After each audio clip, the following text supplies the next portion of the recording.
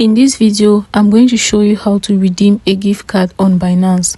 Once you're on your home screen, at the top left, click on the menu icon.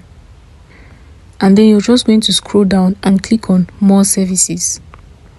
Search for gift card.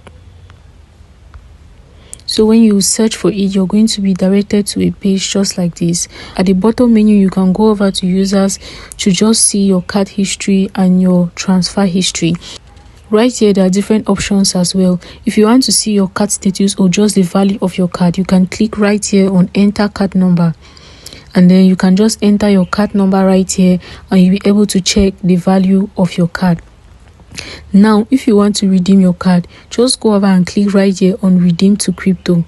And then you're just going to enter your redemption code right here, which is a 16 character in digit and in letters. And then you can click on redeem and you're going to go ahead and redeem your Binance gift card. You also need to take note that your daily limit is 120 codes and $20 and your monthly limit is 1000 codes and $30. So that is how to redeem your gift card in Binance.